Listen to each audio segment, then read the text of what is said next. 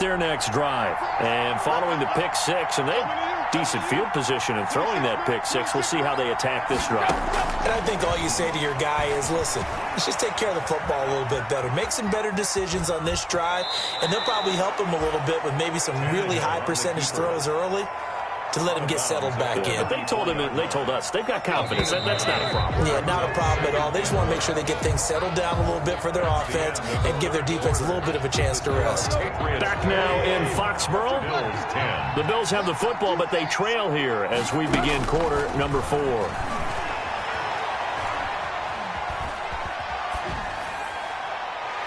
And this is incomplete. So I like that right there. Not only was it the right play, throwing it away like that, frankly, I think it was the only play. Yeah, got outside of the pocket, realized he had nothing, just chucked it free. Yeah, live to fight another down, right? The Bills on 3rd down. They've converted 4 times out of 6. Not bad. They're up against a 3rd and 1 situation. Tannehill now to throw. He's got his man. It's Kendrick Bourne. And he'll be tackled right on the chalk of the 45. Instead of a 3rd and 1 run, they go pass, and they get 12 yards out of it.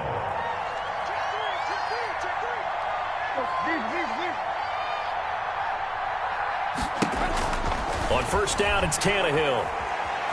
Escaping the pressure right. And they're not able to hook up there. Incomplete. Got out of the pocket. Didn't look like he had anybody open, Charles, so just gets rid of it. And a good play by him. If no one's open and you don't have a running lane that you want to take, make the right choice. Get rid of it. Live to fight another down. After the incomplete pass, here now is 2nd and 10.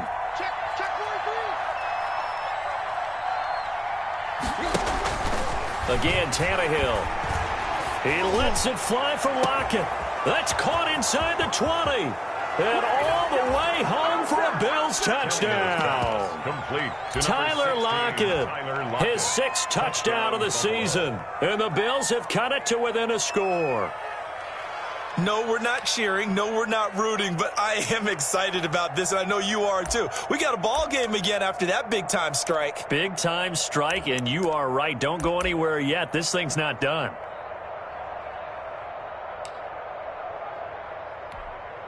Here we go now as we get set for a big 2-point conversion. Throwing again is Tannehill. And unable to connect. They don't get the 2-point conversion here. So unable to throw it in for 2 from the 2. Let me ask you, as a former DB, what changes there around the goal line on a 2-point conversion as far as how you're defending it? You just make sure you never back up and you never retreat. You establish yourself really on the line of scrimmage, put your heels on the goal line at worst. And if they're going to throw the ball, make them throw it over your head because they're going to run out of space because of the back of the end zone. Never let a guy catch one in front of you.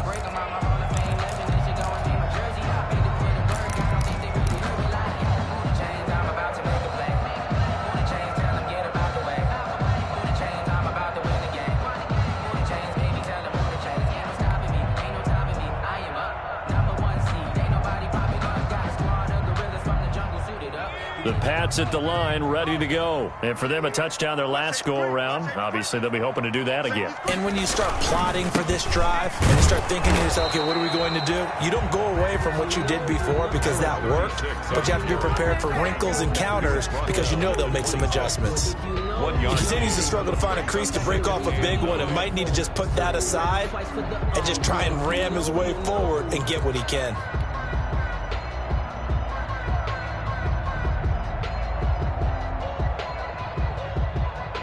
The last play got just a yard. Here's 2nd and 9 from the 26.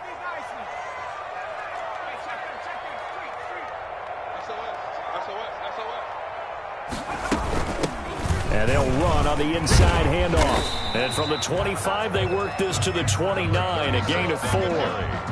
All right, that's a decent game there, but it hasn't been his best game overall. So I wonder what the mindset is of his team. Do they want him to handle the football and try and close this game out? Or are they going to make an alternative plan and maybe go in a different direction? I think they need him, and this is his time to shine. New England on 3rd down. They've converted 3 out of 5 thus far. This will be 3rd and 6. McDonald sets to throw. A quick toss out right. And he's going to be out of bounds, but not before he takes it inside the 40. And a big 32-yard play on third. That's how you draw up the run-pass option right there. You get a chunk play out of it. And you know quarterbacks love to throw the RPOs because oftentimes they're in-breaking routes. But receivers love it even more. The ball gets to them quickly, allows them to put some moves on in the secondary.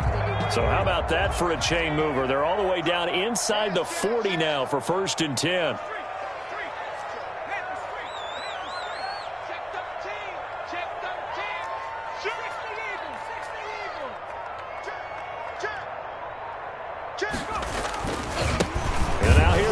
Heading left. And he's going to be met at the line of scrimmage and taken down. Brought down right. Officially no gain on the play, and it's 2nd down. Run blitz there defensively, something we might see more of here in the 4th quarter. I think we'll see a lot of it, and the difference between that and a pass blitz, you're just trying to get to the quarterback. You're trying to scheme someone open who will get to the QB and make sure he gets on the ground. In a run blitz, you're actually trying to cover up gaps, trying to cover up holes so they can't run the football.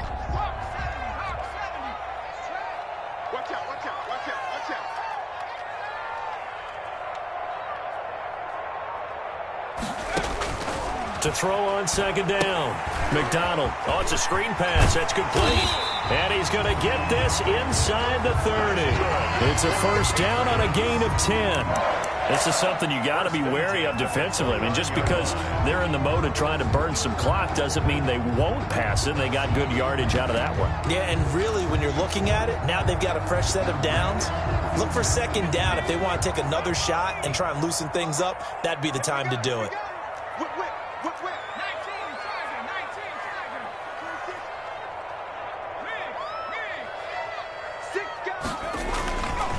They'll try and run some clock here as they keep it on the ground.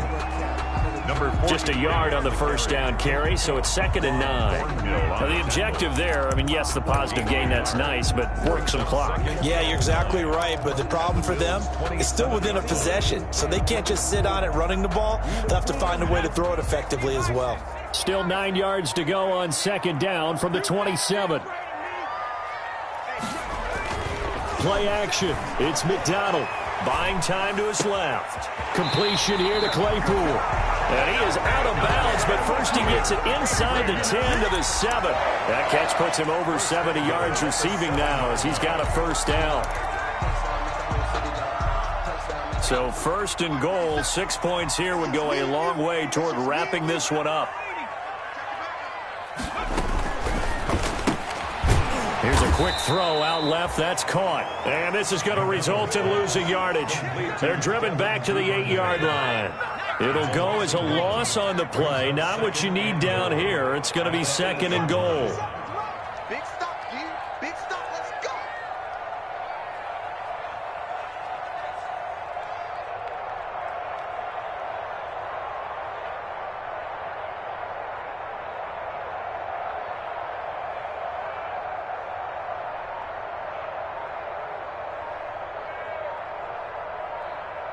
Whistles now in a timeout defensively.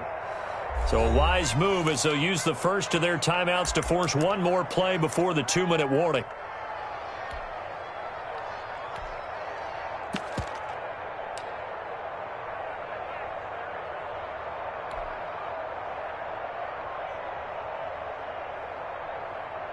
Nothing on 1st down, so the ball remains at the 8-yard line, 2nd and goal. They'll try and run some clock here as they keep it on the ground. And he will maneuver his way down to about the 7. 4th quarter, down to the final 2 minutes, and we've got a one-score game.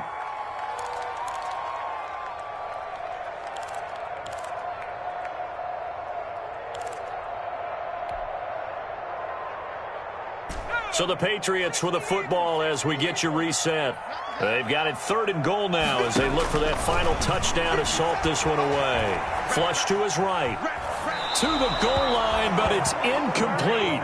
So decision time now because a field goal keeps it a one-score game. What are you thinking? Well, I'm looking at the down and distance, and that's where the issue comes in. It's not short enough that it's a no-brainer and you go for it. You have to analyze this one. To me, you take the field goal, take the points. don't think you want to risk coming away with nothing.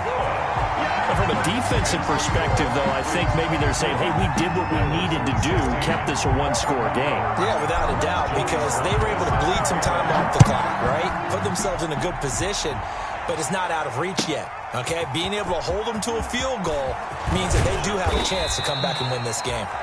Tyler Lockett on the return. The Bills take over 1st and 10 at their own 21-yard line.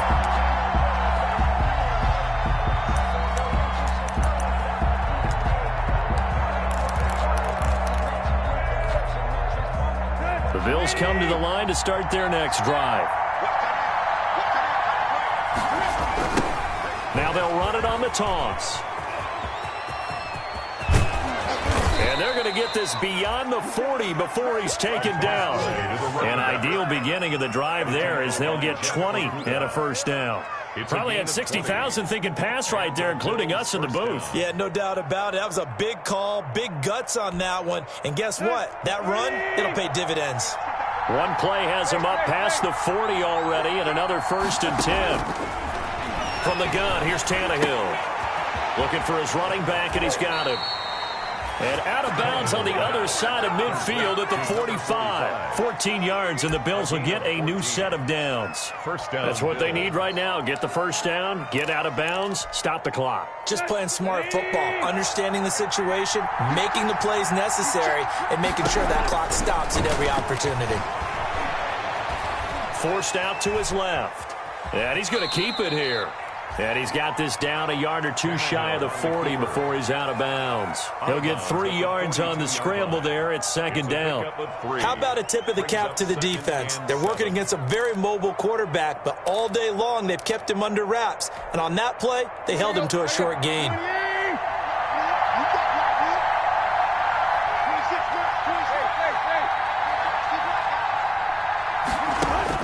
They'll look to throw. And Daniels has it, left side. And he's got another first down as the tackle's going to be made at the Patriots' 32-yard line. It's a first down on a gain of 10. From the 32 now, here's 1st and 10.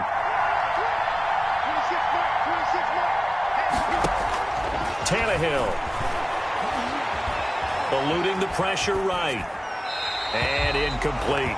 They've given up a few first downs on this drive, but getting the incompletion there, that should give them something to build on and maybe turn the tide. 2nd and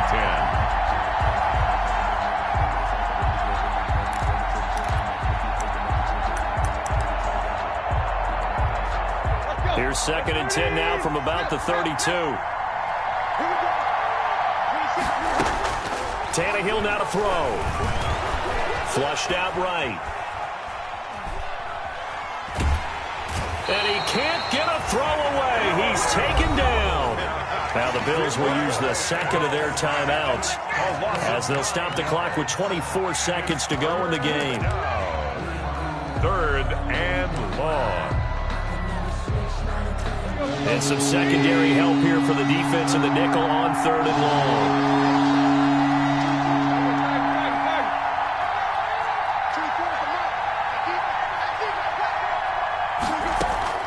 Now Tannehill. And he's going to find his man out of the backfield. That's complete. The Bills are going to go ahead and use their final timeout as the clock will stop with 18 seconds remaining. 4th down.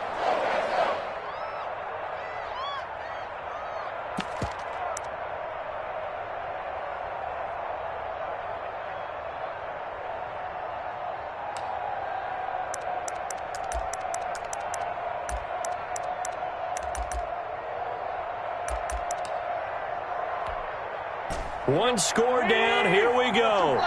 They're going to go for it here on 4th down.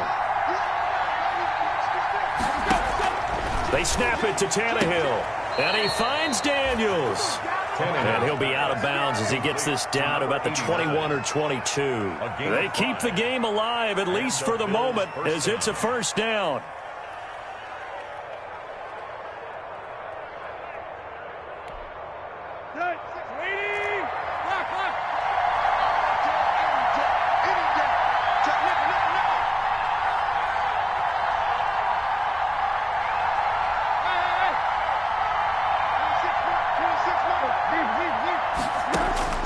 Now it's Tannehill. Quick hitter here. It's complete. And able to get this down inside the 15, either the 13 or 14 before he's out of bounds. At the 13-yard line. It's a gain of 7. Brings up 2nd and 3. Able to get 7 on that first down pass play. 2nd and 3. He's back to throw. And is it a touchdown? No signal. No, they say incomplete. And that one is incomplete, and now we're inside of 10 seconds. Just 9 remain.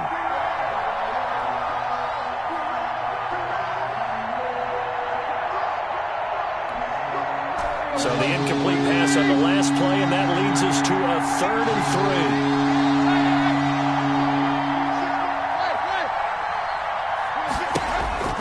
Back to throw. And, a crusher there as it's intercepted. Isaiah Simmons picking it off. And he'll go down inside the 15 at his own 13-yard line. Pass intercepted. The Patriots take over 1st and 10 at their own 13-yard line.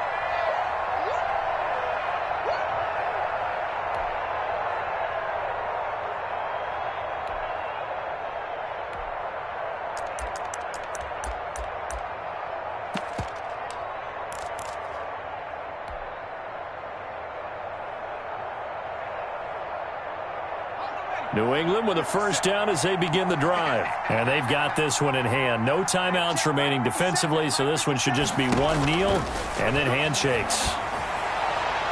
Now one final throw here is incomplete, and that is how this one will come to an end. So this will wind up a victory for the New England Patriots, and they were buoyed, Charles, by a big second half that put this one on ice. And I know a lot of people watching this one were thinking to themselves, I bet halftime was really interesting. Probably took the paint off the walls with some of the words that were said. But I get the sense it was much more of the adjustments they made. They came in with a game plan that we saw that didn't work.